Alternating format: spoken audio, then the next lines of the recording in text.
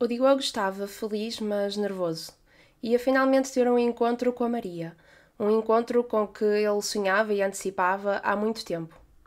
Há meses que ele lhe levava o pequeno almoço para o trabalho e que partilhava com ela como a vida tinha sido tão injusta e cruel com ele.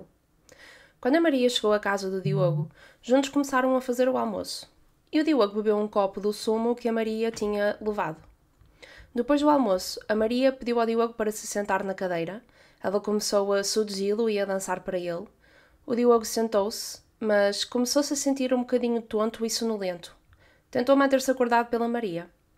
Ele achava que naquela tarde eles iam ter relações pela primeira vez, mas em vez disso, a Maria assassinou. Este é o caso do Diogo Gonçalves, que foi tragicamente assassinado e esquartejado pela Maria Malveiro e pela Mariana Fonseca.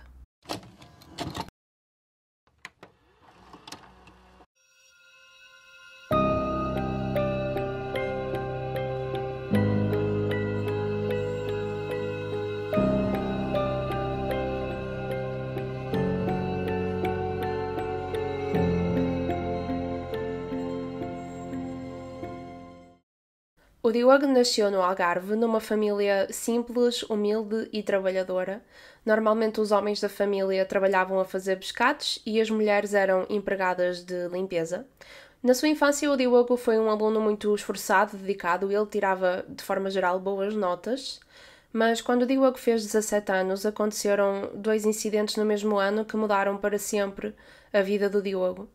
Primeiro, o pai do Diogo teve um AVC que o deixou num estado vegetativo e isto foi muito difícil para o Diogo e para a mãe porque ela trabalhava como empregada de limpeza, então ela teve de começar a trabalhar muitas mais horas para conseguir não só pagar os estudos ao filho, como pagar os tratamentos que o marido fosse precisando. E depois, nesse mesmo ano, a mãe do Diogo foi atropelada a caminho do trabalho e faleceu, infelizmente. E isto deixou o Diogo completamente sozinho. O pai dele estava num estado vegetativo, a mãe tinha acabado de falecer, e então o Diogo foi obrigado a ir morar com uma tia materna, que era a família que lhe sobrava. Mas o Diogo e esta tia não era que se dessem mal, mas não conseguiam estar felizes os dois a morar na mesma casa. Então o Diogo acabou por ir morar com os pais do melhor amigo dele, que se chamava Fábio. Na altura que aconteceu isto à mãe e ao pai do Diogo, ele ficou, como é de esperar, muito depressivo e revoltado. É muito difícil para um adolescente conseguir processar estas emoções todas sozinho. Mas o Diogo era aquele tipo de pessoa que tentava sempre agarrar-se às coisas boas da vida e às coisas positivas. Então ele conseguiu transformar essa tristeza numa lição quase de vida e perceber como é que ele podia agora aproveitar a vida, perceber que a vida é curta, que ele tem de aproveitar. E ele era aquele tipo de pessoa que tinha sempre um sorriso na cara. E ele, quando foi morar com os pais e com o melhor amigo, ele sentiu novamente que estava em família, que estava num ambiente que lhe conseguia trazer felicidade e paz. Quando o Diogo acabou o secundário, começou a trabalhar em alguns empregos aqui e ali, por exemplo, ele trabalhou na área da restauração, mas ele depois eventualmente decidiu que queria começar a trabalhar na área informática. E então, com 21 anos, ele estava a trabalhar num hotel lá no Algarve como técnico informático. O Diogo era conhecido como uma pessoa de rotinas e ele não gostava de surpresas. Ele queria ter tudo mais ou menos planeado e programado para saber como é que o dia dele ia correr e acontecer. Então no trabalho ele era uma pessoa que as pessoas confiavam nele e que sabiam que o Diogo não falhava. Por exemplo, ele nunca chegou atrasado ao trabalho. Foi ao trabalhar neste hotel como técnico informático que o Diogo conheceu a Maria Malveiro. A Maria nasceu numa família que passava muitas dificuldades financeiras e emocionais, psicológicas, mentais. O pai da Maria abandonou a família quando ela era criança, então ela já quase não se lembrava do pai. E a mãe entrou numa depressão extrema quando isto aconteceu. E a Maria deixava-se afetar pela depressão da mãe. Era aquele tipo de pessoa que... A mãe da Maria era aquele tipo de pessoa que se ela estivesse mal, a casa estava toda mal.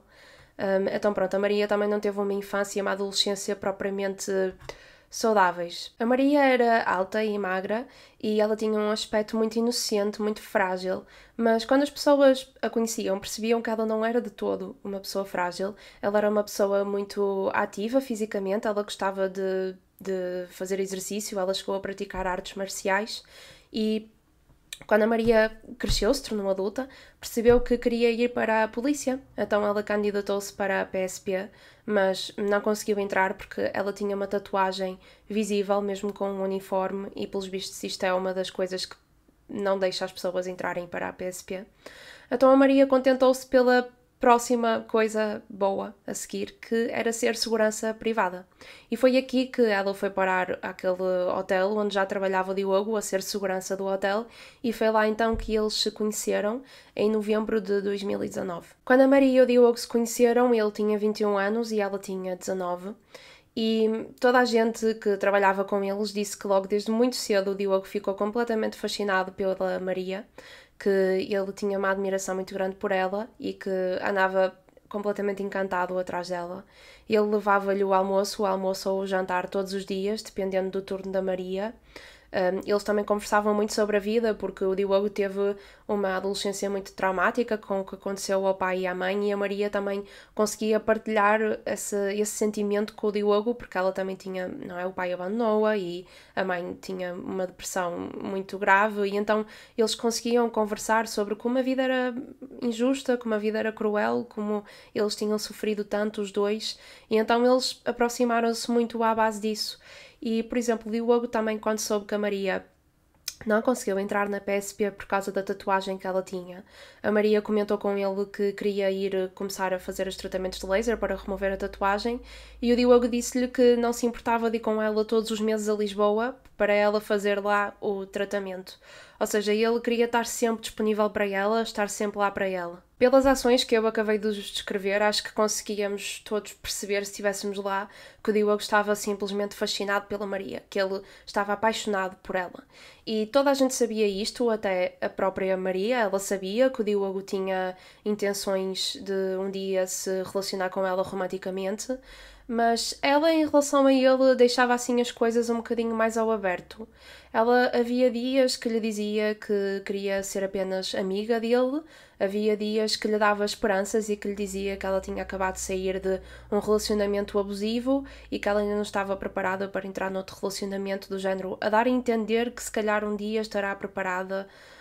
Ou seja, o rapaz estava ali dias que as esperanças dele eram completamente esmagadas, havia outros dias que ela dizia essa coisa do dá-me tempo e ele ganhava esperanças outra vez.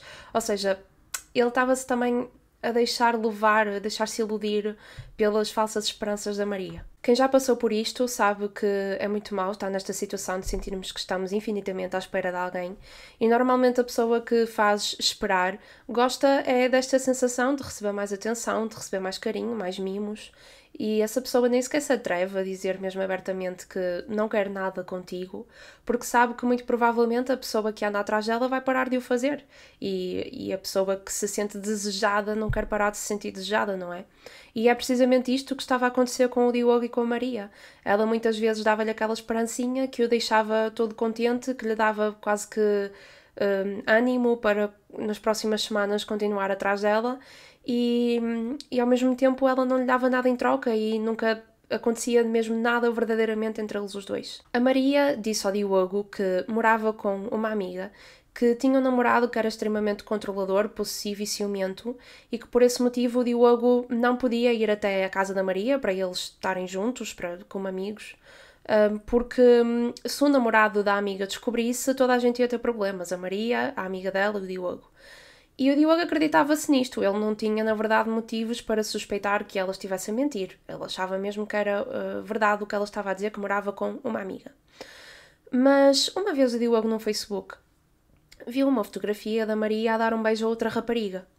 E ele ficou angustiado e ficou triste, do género, ok, se calhar ela nem sequer é heterossexual e eu ando aqui atrás dela. E ele foi ter com o melhor amigo, com o Fábio, e mostrou-lhe a fotografia e perguntou-lhe o que é que ele achava, se ele achava que era por este motivo que a Maria não se mostrava interessada no Diogo. E o Fábio respondeu-lhe que às vezes as raparigas dão beijinhos na boca e que não significa nada, que não quer dizer que a rapariga seja homossexual. E ele disse isto para tranquilizar o Diogo, porque ele estava mesmo de coração partido, estava muito triste, mas o Fábio disse-lhe que, de qualquer das formas, achava que ele devia de ser honesto com a Maria, dizer-lhe que viu a fotografia e perguntar-lhe se ela estava interessada só em raparigas, se estava interessada em raparigas e em rapazes, como é que era, porque ele queria saber porque estava interessado romanticamente nela e ela às vezes dava-lhe sinais meio confusos. Então o Fábio disse-lhe, acho que tu devias de falar com a Maria, devias de perguntar e pronto, ficavas a saber. E tanto quanto eu percebi, eu acho que o Diogo nunca confrontou a Maria com isto. Ele nunca lhe perguntou qual era a orientação sexual dela. Vamos voltar um bocadinho atrás no tempo, para dezembro de 2019, ou seja, um mês depois do Diogo e da Maria se conhecerem. Nesta altura, o Diogo entrou em acordo com a seguradora da pessoa que atropelou a mãe dele e ficou decidido que ele iria receber 70 mil euros de indemnização por causa da morte da mãe. E na altura ele partilhou isto com a Maria, ele partilhava tudo com a Maria já sabia que o pai deles tinha tido um AVC e que a mãe tinha falecido, como eu expliquei. Então para ele foi quase que o próximo passo no trabalho comentar com ela que finalmente tinha ficado decidido o valor da indemnização e que seriam os 70 mil euros. O que o Diogo não sabia é que, ao partilhar esta informação com a Maria, ela começou a elaborar um plano de como é que lhe podia roubar os 70 mil euros e, infelizmente, este plano resultou na morte do Diogo. Se recordam, eu disse-vos há bocadinho que a Maria disse ao Diogo que morava com uma amiga. A verdade é que esta mulher não era amiga da Maria, mas sim namorada. Ela chama-se Mariana Fonseca e tinha na altura 22 anos e trabalhava como enfermeira num hospital de Lagos, no Algarve. Elas namoravam há cerca de 2 anos e moravam na casa dos pais da Mariana, também no Algarve. E nós não sabemos ao certo porque é que a Maria mentiu ao Diogo, porque é que ela disse que elas eram só amigas em vez de namoradas. Talvez a Maria fosse bissexual e tivesse também interesse em homens e gostasse da atenção do Diogo. Talvez ela soube desde muito cedo que o Diogo ia receber uma indemnização e por causa disso queria mantê-lo por perto e dar-lhe esperanças para ele se manter perto dela. Não sabemos ao certo porquê, mas de qualquer das formas ela mentiu-lhe. Ela continuou a dar-lhe esperanças quando na verdade ela tinha namorada e não queria nada com o Diogo. Quando a Maria soube dos 70 mil euros que o Diogo ia receber na indemnização pela morte da mãe, começou logo a elaborar o plano de como é que lhe podia roubar este dinheiro. E um dia ela chegou a casa e partilhou este plano com a Mariana. E ela disse à Mariana para ela não se preocupar porque este plano não envolvia ninguém se magoar ou ninguém falecer, que ela tinha pensado que podia drogar o Diogo e arrancar-lhe os códigos do acesso ao banco e depois transferir os 70 mil euros do Diogo para elas. A Mariana diz que nunca soube / esteve de acordo com este plano, mas as ações futuras dela provam o contrário, por muito que ela queira dizer que não. Mas esta condição inicial da Maria de não vamos magoar ninguém nem matar ninguém foi muito rapidamente por água abaixo, porque a verdade foi isso que elas fizeram. E mais tarde a polícia encontrou no computador da Maria e da Mariana elas a procurarem no Google coisas como matar alguém sem ninguém dar conta, como desmembrar um corpo. Portanto, este pensamento passou-lhes pela cabeça mesmo antes de chegarem à casa do Diogo. Vamos então falar do dia do assassinato, dia 20 de março de 2020. Neste dia chovia muito no Algarve. Os pais do Fábio, o melhor amigo do Diogo, estavam a empacotar as últimas coisas para se mudarem oficialmente para Lisboa. O Fábio já estava em Lisboa e ele andava a chatear muito Diogo, a dizer: anda também morar para Lisboa, tu recebeste aquela proposta para fazeres uma entrevista para um hotel aqui em Lisboa e era bom para ti mudares de ares, vires para a capital, ias receber mais, podes ficar a morar na casa dos meus pais comigo, como temos feito até agora estes anos todos. Mas o Diogo andava a atrasar esta oportunidade por causa da Maria. Ele queria estar próximo dela e ele via cada vez mais próxima a oportunidade de um dia se envolver romanticamente com ela e então ele andava sempre a adiar isto. Estava-se a deixar ficar pelo Algarve.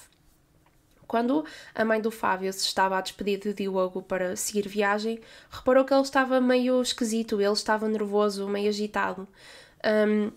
Mas ela achou que era por causa do tal encontro que ele tinha marcado para aquele dia com a Maria. Eles tinham combinado que ela ia lá almoçar a casa com ele. Então ela achou que era por causa disso e despediu-se dele, deu-lhe um beijo e seguiu o caminho.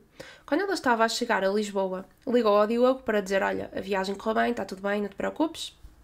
E ela reparou que na chamada ele estava assim apressado um bocadinho, parecia que ele queria desligar, que não estava para muita conversa. E ela pensou, pronto, se calhar correu mal o encontro com a Maria e ele já está triste, já está mal, não vou estar também aqui a insistir. A verdade é que o Diogo estava drogado quando atendeu esta chamada e ele estava a tentar manter-se acordado, a falar de forma coerente, e por este motivo é que ela ficou com a sensação de que ele estava mal. A Maria e o Diogo combinaram almoçar na casa do Diogo naquele dia e o que não estava planeado é que a Maria ia levar a Mariana. Só que a Mariana ficou no carro à espera. Então a Maria saiu do carro, entrou na casa do Diogo, cumprimentou e juntos começaram a fazer o almoço. E depois a Maria, durante o almoço, deu ao Diogo uma garrafa de sumo que ela levou e o sumo tinha lá dentro 3 cápsulas de diazepam, que é uma medicação para a ansiedade que tem efeito sedativo. E o Diogo bebeu o sumo. Eu acho que a Maria provavelmente não deve ter bebido, mas o Diogo não reagiu à medicação como a Maria estava à espera que ele reagisse.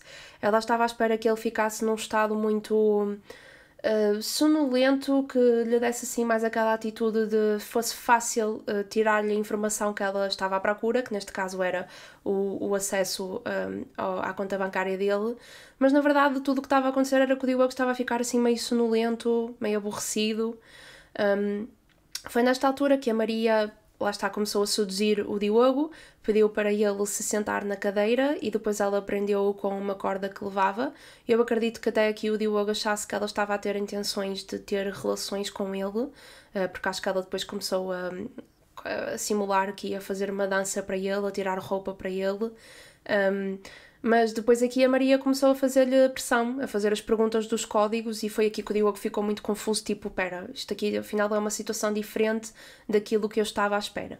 O diazepam que a Maria pôs na bebida que deu ao Diogo foi-lhe dado pela Mariana, porque relembro que a Mariana era enfermeira e portanto era fácil para ela ter acesso a este tipo de medicações.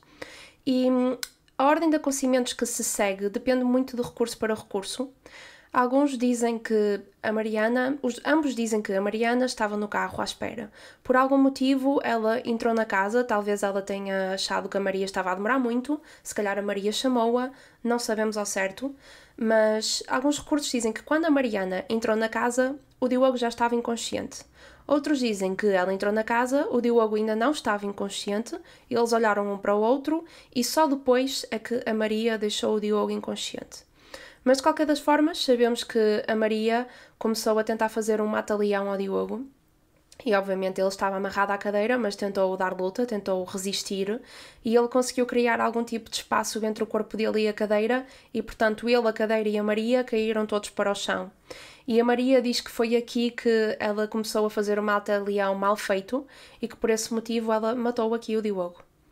E a Mariana, quando viu o Diogo inconsciente, sem respirar, sem o coração bater, foi ter com ele e começou a tentar ressuscitá-lo e conseguiu. O Diogo acordou muito assustado, muito confuso e empurrou a Mariana contra a parede. O que, na minha opinião, é uma reação humana completamente normal. Mas a Maria não achou. A Maria achou que aquilo foi passar um limite. Ele empurrar a namorada dela.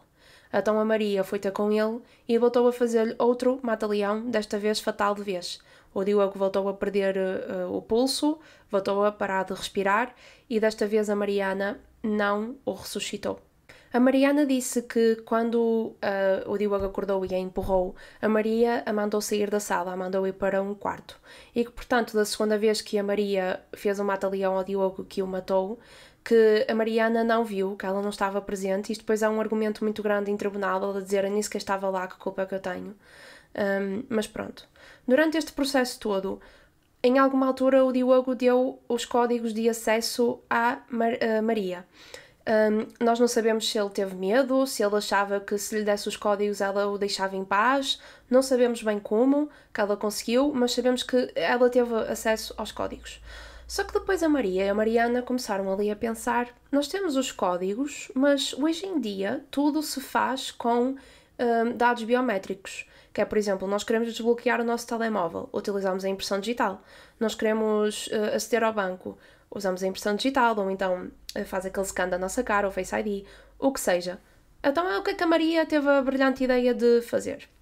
Se calhar é mais simples se eu lhe arrancar os dedos e consigo utilizar a impressão digital dele para desbloquear o telemóvel e para aceder e autorizar transferências no banco. Mais tarde, quando a polícia pergunta à Maria sobre porque é que ela tirou-lhe os dedos, porque é que ela lhe arrancou os dedos, ela disse: "Isto pode parecer muito estúpido e imaturo da minha parte, mas há uns tempos eu vi uma série onde um homem também matou a mulher assim, despropositadamente, e depois tirou-lhe os dedos para poder desbloquear o telemóvel através da impressão digital. Então eu pus um pano por baixo da mão dele e comecei a cortar com uma faca o polegar direito e o indicador para poder desbloquear o telemóvel dele." Depois disto, a Maria pediu ajuda à Mariana para limpar a cena do crime.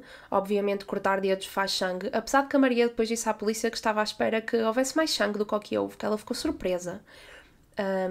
Mas pronto, havia sangue, então ela e a Mariana começaram a limpar o chão, limparam repetidamente até acharem as duas que nunca ninguém iria perceber que tinha acontecido ali um crime. E depois disso saíram de casa com o corpo do Diogo, os dois telemóveis do Diogo, ou seja, o telemóvel de trabalho e o telemóvel pessoal, com o portátil do Diogo e também com os dedos do Diogo. A Mariana diz que a Maria sozinha carregou isto tudo para o carro, inclusive o corpo do Diogo, que vamos aqui assumir que pesava entre 70 a 80 quilos. A Mariana está a dizer que a Maria sozinha conseguiu carregar um cadáver de 70 a 80 quilos para a mala do carro. Eu não sei como é que ela acha que alguém se vai acreditar nisto. Mas pronto, elas puseram as coisas todas na mala e foram para a casa dos pais da Mariana. O carro onde elas puseram isto tudo e que depois conduziram até a casa dos pais da Mariana era o próprio carro do Diogo. Elas roubaram também o carro e quando elas chegaram a casa, elas deixaram o corpo na mala durante a noite. Saíram, foram para cima, muito tranquilas da vida, tiveram a conversar sobre o que tinham acabado de fazer e acabaram por adormecer, porque é muito fácil cometer um crime destes e a seguir ir dormir. A Mariana diz que, à meia-noite, acordou com a Maria a tentar estrangulá-la. E que ela ficou muito assustada. E depois a Maria disse-lhe: "Foi só um sonho, tiveste só um sonho, não te estava mesmo a estrangular." Isto é aqui já a Mariana, na minha opinião, a tentar fazer-nos acreditar que a Maria estava mesmo completamente louca, que foi a Maria que fez tudo sozinha. Não sei bem, mas pronto. No dia a seguir, elas acordaram e elas começaram a pensar: bem, agora como é que nos vamos ver livre do corpo? Começaram a pesquisar na internet como é que se desmembra um corpo, qual é a melhor forma de nos vermos livre de um corpo sem deixar rastro.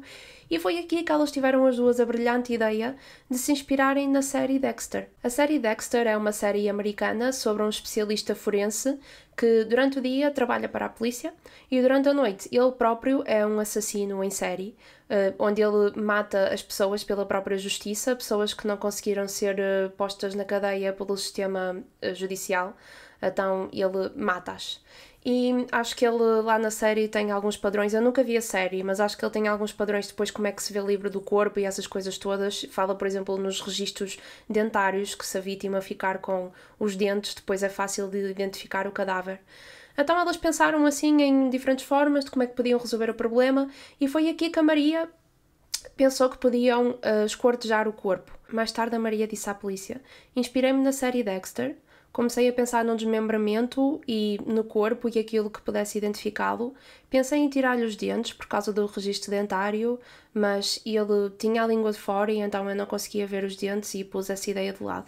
Então elas foram para a garagem dos pais da Mariana e a Maria esteve lá a esquartejar, a cortar o corpo do Diogo aos pedacinhos e a pô-lo em diferentes sacos do lixo, aqueles pretos. A Mariana esteve presente durante este período de tempo. Ela depois tenta dizer que afinal não esteve lá, mas a Maria e a Mariana, a primeira vez que foram confrontadas com isto, admitiram as duas que, apesar de ter sido a Maria a desfazer o corpo do Diogo, a Mariana também estava na garagem, que ela viu tudo, que ela ajudou depois a pôr as partes do corpo em diferentes sacos de lixo.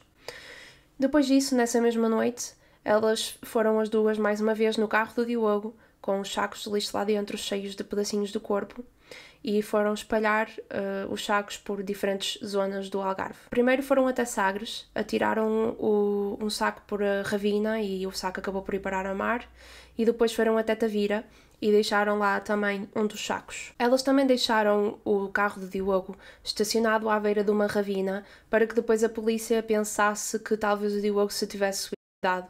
E foi precisamente quando a polícia encontrou o carro do Diogo, foi precisamente este o primeiro pensamento deles. Até aqui o plano delas estava a correr bem. O Diogo estava morto, portanto elas tinham acesso total aos 70 mil euros que ele tinha na conta.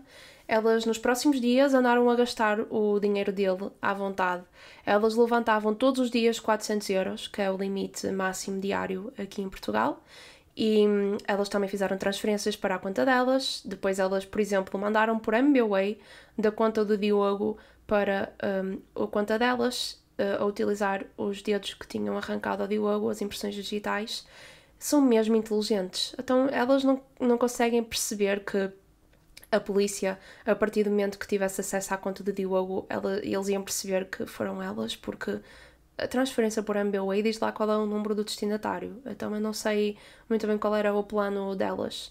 Elas foram a lojas de roupa, foram a lojas de cosmética, andaram mesmo ali a gastar o dinheiro mesmo à vontade. No sábado estava planeado o Diogo ir trabalhar, mas obviamente ele não conseguia ir. Então a Maria e a Mariana pegaram no telemóvel do trabalho do Diogo e mandaram uma mensagem a um colega de trabalho do Diogo a perguntar se ele se importava de cobrir o turno dele. E o colega de trabalho do Diogo respondeu que não se importava, que estava tudo bem tranquilo.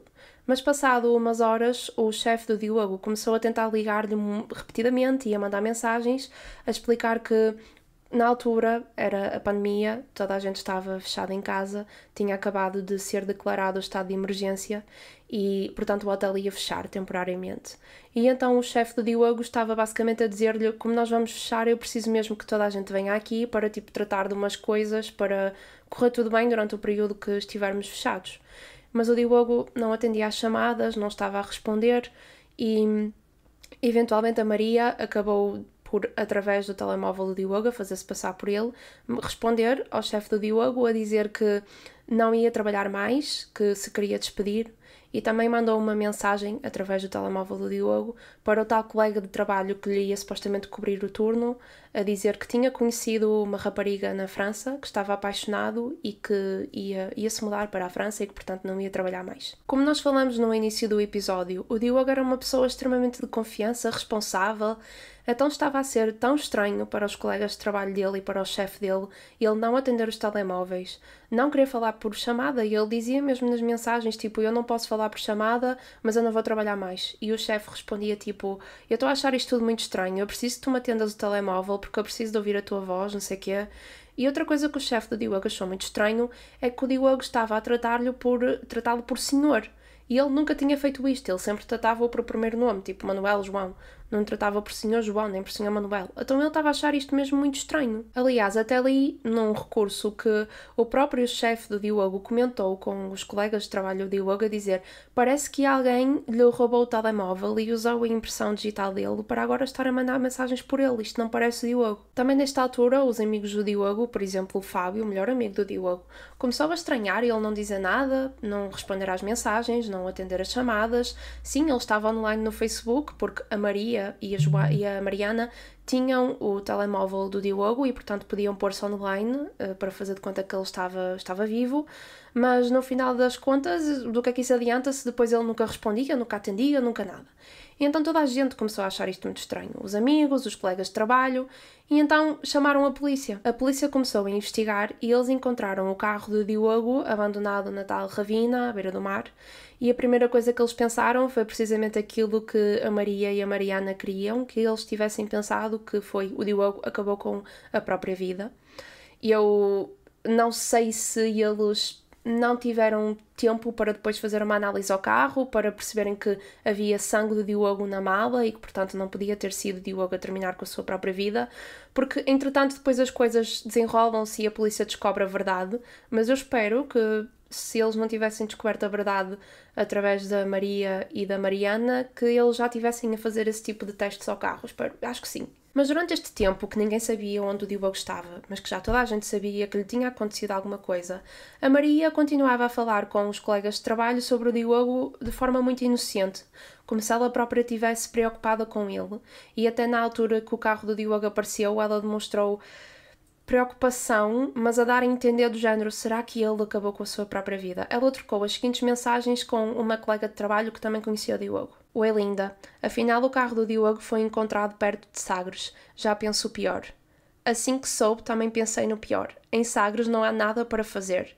Pois, agora é esperar. A polícia já está a investigar. Não tenho dormido nada. Eu adorava o miúdo.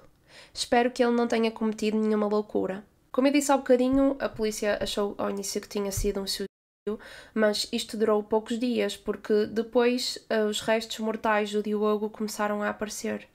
Primeiro encontraram o tronco numa praia e a 100 km de distância um casal estrangeiro, franceses, encontraram a cabeça do Diogo e chamaram as autoridades e depois eles fizeram a análise de DNA e perceberam que estes restos mortais pertenciam ao Diogo. E então a investigação aqui passou de uma investigação de perceber porque é que o Diogo se tinha tirado a própria vida para uma investigação de um homicídio. Então foi muito fácil para a polícia chegar até à Maria e à Mariana. Primeiro, eles viram que o Diogo andava obcecado com a Maria. Depois eles perceberam que eles andavam a falar por mensagens todos os dias, a toda a hora, até ao dia em que o Diogo desapareceu, o que causa também suspeita, não é? Depois eles foram ver os movimentos da conta do Diogo e viram que ele tinha feito transferências para a Maria e a Mariana. Depois eles foram ver as câmaras de vigilância dos bancos da zona e eles viram a Maria e a Mariana a levantar dinheiro, presumidamente da conta do Diogo. Ou seja, foi muito fácil eles chegarem até a Maria e a Mariana. Então, no dia 2 de abril de 2020, a Maria e a Mariana foram apreendidas, foram levadas para a esquadra e lá a polícia interrogou-as sobre o que aconteceu e elas admitiram logo as duas, que foram elas as responsáveis. E a versão que eu vos contei há bocadinho de tudo o que aconteceu naquele dia foi a versão final que o tribunal decidiu que aconteceu, baseado tanto no que a Maria e a Mariana disseram, como na autópsia ao corpo do Diogo, como a cena do crime, ou seja, um conjunto de coisas que foi a versão que ficou definida como a mais provável de ter acontecido. Mas do que depende da Maria e da Mariana, nós nunca saberíamos ao certo qual é a versão verdadeira, porque estas duas só estão bem a mudar a história e, inevitavelmente, a ficarem uma contra a outra. Vamos então falar da primeira versão de acontecimentos, e esta versão é partilhada pela Maria e pela Mariana. A Maria diz que foi almoçar com o Diogo e que durante o almoço ele pôs-lhe a mão na perna e que ela disse que não queria nada com ele porque namorava com a Mariana, mas que ele insistiu, então ela acabou por lhe fazer um mata-leão e que ele resistiu e por isso isto fez com que ela lhe fizesse um mata-leão mal feito e acabou por o asfixiar e que foi aqui que a Mariana veio, que o ressuscitou, mas que a Maria perdeu o senso comum e voltou a asfixiá-lo. Nesta primeira versão, a Maria está terrivelmente apaixonada pela Mariana, então ela assume a maior parte da responsabilidade daquilo que aconteceu. Ela diz que foi ela que matou o Diogo, foi ela que lhe arrancou os dedos e foi ela que o desmembrou. A Mariana tem uma versão muito idêntica à da Maria. Ela contraria o que a Maria diz, que o Diogo pôs-lhe a perna e que lhe pôs a mão dentro das calças. A versão da Mariana não tem esse pequeno pormenor, o que claramente é mentira, não acho que ninguém se acredita nisso.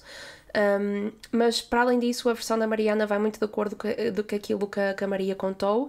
A Mariana deixa claro também nesta versão que, apesar dela não ter estado ativamente a fazer as coisas, que ela estava presente quando a Maria cortou os dedos do Diogo, que ela ajudou a limpar o sangue depois.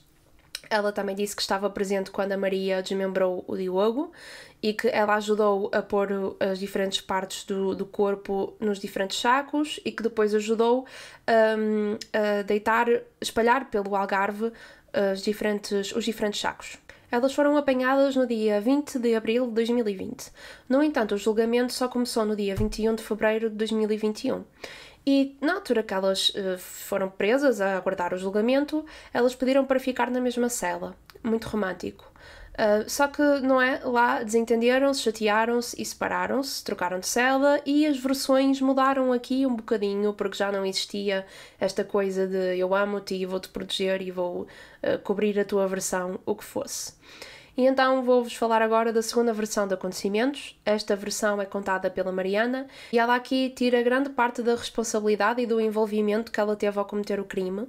Ela diz que o único motivo pelo qual ela não impediu o crime era porque tinha medo da Maria, que a Maria era uma pessoa bastante controladora e dominante na relação e que ela deixou-se levar pelo medo. Foi aqui até que ela contou aquela situação que a Maria tentou estrangulá-la à meia da noite e que ela acordou e depois a Maria disse não, foi só um sonho. Já aqui, não é? Tentar dar a entender que a Maria fez isto tudo sozinha e que é perigosa.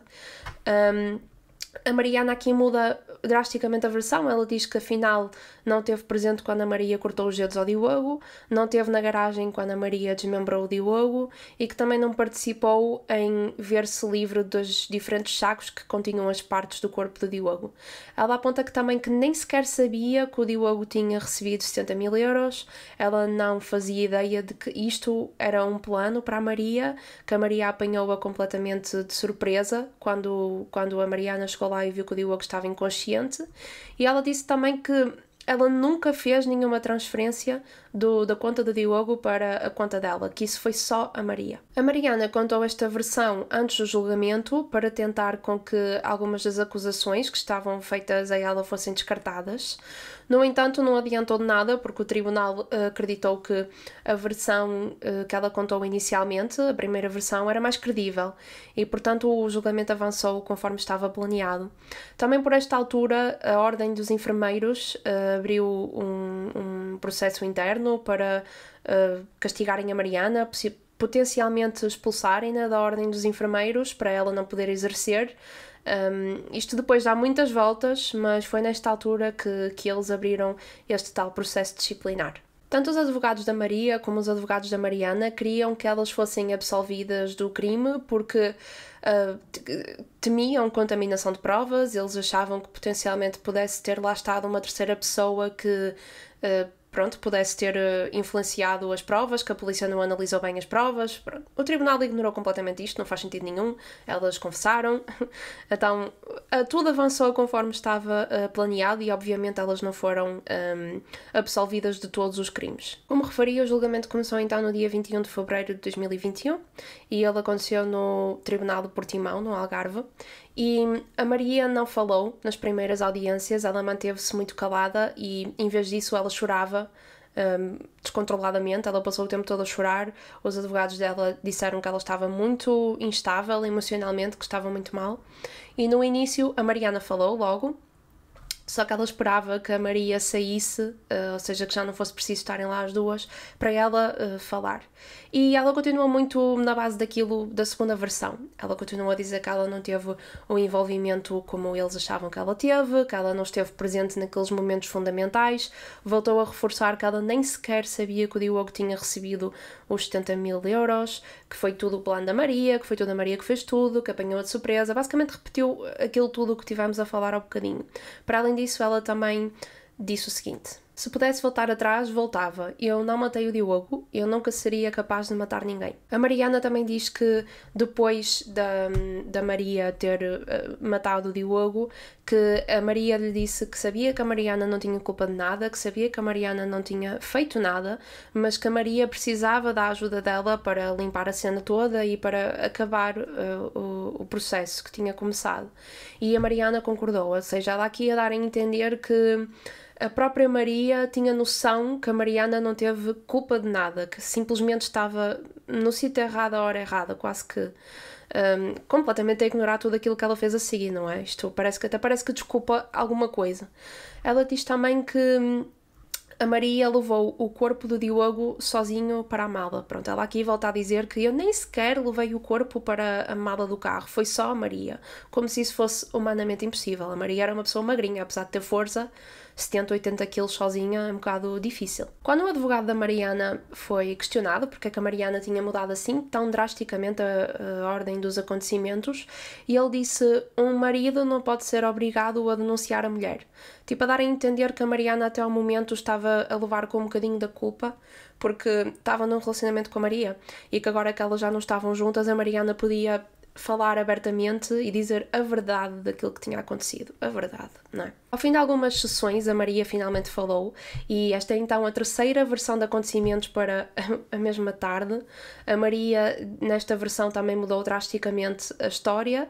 Ela disse que foi, na verdade, a Mariana que planeou tudo, foi a Mariana que decidiu tudo o que se ia fazer, como é que se ia fazer. Sim, foi a Maria a matar Diogo e foi a Maria depois a desmembrá-lo, mas foi a Mariana que planeou tudo do início ao fim. Relembro que na versão original a Maria estava a levar quase com as culpas todas. O envolvimento da Mariana baseava-se mais à base da Mariana estar lá e ajudava quase que a limpar as coisas depois das coisas acontecerem. Ou seja, arrancou-lhe os dedos, a Mariana ajudou a limpar, desmembrou o Diogo, a Mariana ajudou a pôr os bocados nos sacos e a ver-se livre dos sacos. Pronto, ao início a Maria disse tipo, foi este o envolvimento da Mariana. Agora a Maria está a dizer, afinal foi a Mariana que planeou tudo e que organizou tudo. É uma diferença mesmo de noite para o dia. E a Mariana igual, não é?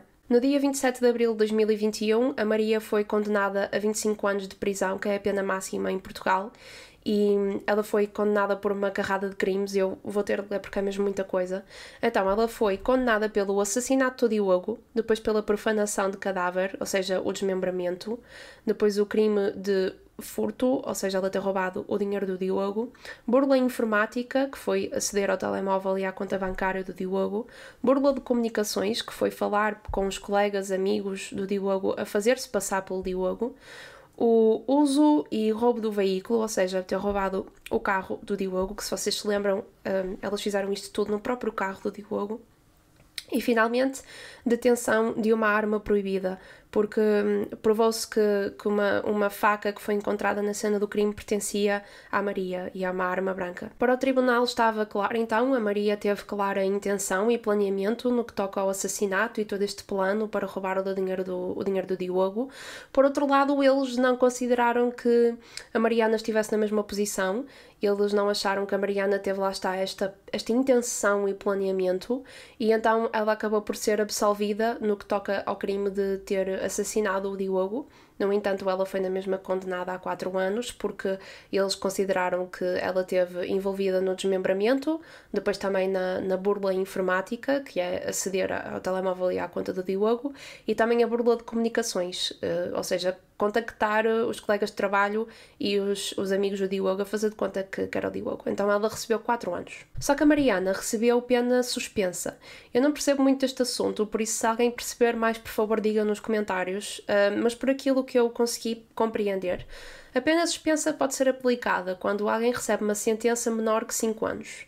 E basicamente o tribunal acha que só o facto da pessoa ter ido a julgamento, a própria humilhação de ter cometido o crime, a questão de se calhar a pessoa não vai cometer o crime novamente, o tribunal considera quase que a pessoa ir presa não vai ajudar nada para o caso. A pessoa consegue, tendo em conta os crimes que cometeu, estar na sociedade e nunca mais cometer o crime novamente. Então a solução aqui é, a pessoa não vai presa. Tecnicamente ela está em pena suspensa durante 4 anos, mas não está na prisão. Então a Mariana ficou, para todos os efeitos, livre. Ela estava na sociedade, continuava a exercer a profissão de enfermeira, porque, entretanto, quando esta sentença saiu, a Ordem dos Enfermeiros suspendeu a tal investigação que andava a fazer e a Mariana continuava a exercer, continuava a tratar, penso eu até que era crianças com quem ela estava, os pacientes dela. E claro que muita gente sentiu que isto não era justiça. Então como é que é possível ela estar presente na garagem onde uma pessoa foi desmembrada, ela ajudar a tirar sacos de plástico com pedaços do corpo e pode na mesma estar a exercer a profissão e não está na cadeia? Como assim? Não faz sentido nenhum, claro que não faz. A Mariana também não achava justo, e é bastante irónico porque a Mariana achava que 4 anos de pena suspensa não estava correto. E então a defesa dela e ela decidiram que queriam recorrer ao Tribunal da Relação de Évora, que seria a segunda instância, a seguir ao Tribunal de Portimão, e a família do Diogo também quis recorrer, só que para objetivos diferentes, não é? Eles queriam que ela recebesse uma pena mais severa, ela queria que passassem de 4 anos a nenhum ano, não sei, não faço ideia. Então, o julgamento, este segundo julgamento, começou no Tribunal de Relação de Évora. Até no dia 16 de julho de 2021, a Mariana foi condenada pelo Tribunal de Relação de Évora a 25 anos de prisão, que é a pena máxima em Portugal. Então ela estava a tentar recorrer para baixar a pena de 4 anos, de pena suspensa, e ela foi condenada a 25, é muito bom. E eu acho engraçado quando estas coisas acontecem. Ela a recorrer porque achou que 4 anos era injusto e saiu com 25, é muito bom. Durante este julgamento, o Tribunal de Relação de Évora disse mesmo que o Tribunal de Portimão falhou a analisar as provas, que foi claro que, apesar da Maria ter tido um envolvimento mais direto no crime, a Mariana esteve presente em todos os momentos, a Mariana ajudou a planear, ajudou a organizar, e que sim, pronto, uma pode ter tido a força bruta de fazer as coisas, de matar, desmembrar, mas a Mariana estava lá. Ela simplesmente podia ter mais nojo de sangue ou o que fosse, e isso não lhe tira responsabilidade nenhuma do crime, o que eu concordo a 100%. Então, obviamente, a Mariana e a defesa dela não ficaram satisfeitos com esta pena, não é? Porque se eles estavam mal com 4 anos, imaginem com 25. Então, eles acabaram por recorrer ao Supremo Tribunal de Justiça e a 24 de julho de 2024, o Supremo Tribunal de Justiça baixou a pena da Mariana de 25 anos para 23, que não faz assim grande diferença. Mas pronto, a defesa dela mais uma vez não ficou satisfeita e eles tentaram novamente recorrer. Desta vez concorreram para o Tribunal Constitucional, mas o recurso até foi negado, ou seja, nem sequer houve um julgamento, porque eles acharam que o Supremo Tribunal e o Tribunal de Relação de Évora estavam corretos na análise que tinham feito e, portanto, a Mariana vai ter mesmo de servir 23 anos de prisão. Provavelmente menos por causa do bom comportamento, que vocês já sabem a minha opinião sobre isso, mas pronto, a sentença são 23 anos. Também por esta altura a Ordem dos Enfermeiros retomou a tal investigação que andavam a fazer para decidir se a Mariana ia mesmo ser expulsa da Ordem dos Enfermeiros e não poder exercer ou não.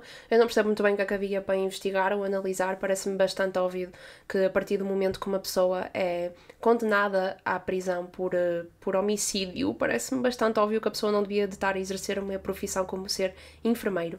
Só que aconteceu aqui uma situação que já envolve muito da parte da lei judicial de Portugal, que eu não compreendo tanto, mas a Mariana, quando recebeu a tal sentença para passar de 23 anos na prisão, ela depois precisava que fosse emitido o mandato de detenção para ela ir mesmo para a prisão e começar a servir os 23 anos. Então aconteceu que ela ficou vários meses cá fora, à espera, e a exercer, a ser enfermeira, e porque assim, este caso foi até ao Supremo Tribunal de Justiça. Só que não é o Supremo Tribunal de Justiça que emite o tal mandato de detenção. Tem de ser a primeira instância, que neste caso foi o Tribunal de Portimão. Então o caso teve de voltar desde o Supremo Tribunal até ao Tribunal de Portimão. E aqui no meio meteram-se as férias dos tribunais, porque eles estão lá fechados desde o final de julho até setembro, acho eu. Então, aconteceu que a Mariana, durante estes meses todos, enquanto o processo não chegava de novo ao Tribunal de Portimão, ela ficou ali à espera, tipo, que alguém a fosse prender, e durante este tempo, como a Ordem dos Enfermeiros ainda não tinha concluído o processo deles para expulsar a Mariana da Ordem, ela ainda podia trabalhar. E ela estava... Ai meu, isto parece... Só mesmo aqui. Ela acusada de homicídio e... condenada, não é? e a exercer. Ai, é muito mau. Entretanto, eu não faço ideia se a Mariana já foi presa ou não. Eu assumo que sim, porque já passaram vários meses. O tribunal voltou das tais férias em setembro, por isso eu acho que desde setembro do ano passado até agora em 2025, que ela já foi presa. Mas não encontrei nenhuma fonte que me provasse a 100% que isto era verdade, que ela já está na prisão. Por isso, honestamente, eu não faço ideia. Mas acho que podemos assumir que sim. Acho que ela ainda não anda aí à espera que alguém emita um mandato de detenção, não sei. Voltando então agora um bocadinho atrás no tempo, para dezembro de 2021, aqui a Maria já estava presa há alguns meses e a Mariana já tinha recebido aquela sentença de 4 anos, estava cá fora e estava à espera que se iniciasse o julgamento no Tribunal de Relação de Évora. No dia 29 de dezembro de 2021, a Maria foi encontrada sem vida na cela dela. Eu não consegui perceber ao certo, porque nenhuma fonte diz com certeza qual foi a causa da morte dela, mas posso assumir, tendo em conta o que disseram os advogados dela. Os advogados dela disseram que o sistema de justiça em Portugal ignora muito os reclusos. A Maria estava a sofrer de problemas mentais sérios e simplesmente foi esquecida porque estava presa. Isso já é toda uma outra discussão, mas pronto, a Maria morreu, entretanto. Assumo eu que tirou a própria vida na prisão. A vida tem mesmo pessoas preferidas e pessoas que não gosta. É muito cruel, é muito injusta. Há pessoas que nunca têm sorte, parece que nunca conseguem ser verdadeiramente felizes e que nunca têm mesmo sorte. O Diogo era uma destas pessoas, infelizmente. Desde muito pequenino, a ver o pai a ficar num estado vegetativo com AVC, a depois, passado uns meses, ficar sem mãe, depois 2 pessoas cruéis acharem que a vida dele valia menos que 70 mil euros e acabaram por o assassinar. É mesmo muito triste. O Diogo parecia-me ser uma pessoa tão humilde, tão querida. Toda a gente no trabalho gostava dele. Ele só estava apaixonado pela Maria. A única coisa que ele fez de mal aqui foi estar apaixonado pela Maria. E tipo, ninguém o pode culpar por se apaixonar por alguém. Nós não podemos escolher por quem nos apaixonamos e eu acho que nunca na vida ele achou que a vida dele estava em perigo ao partilhar com a Maria, que era uma pessoa que ele confiava, ao partilhar com a Maria que tinha recebido os tais 70 mil euros. Eu tenho muita pena. Espero mesmo que a restante família do Diogo e os amigos dele, o Fábio, o melhor amigo, e os pais dele, que afinal acabaram por ser uma segunda família para o Diogo, que consigam recuperar desta dor de perder alguém assim tão novo. Ele tinha 21 anos. Uma pessoa com tanto potencial, que conseguiu fazer muito mais da vida dele do que as pessoas, a família antes dele conseguiu, que os pais conseguiram, que os avós conseguiram. Trabalhar assim na área de informática estava-lhe a dar um ordenado melhor do que os pais tiveram. E pronto, é muito triste. Quando alguém perde a vida assim, numa circunstância tão má, é muito triste. E há pessoas mesmo maldosas, há não aí pessoas que nós achamos que podemos confiar e a Mariana era enfermeira. É uma profissão que supostamente está lá para proteger as pessoas, para ajudar as pessoas, e ela participou a desmembrar uma pessoa. É muito macabro, é muito mau mesmo. Este foi então o caso do Diogo Gonçalves. Eu espero que tenham gostado de me ouvir. Obrigada e até uma próxima.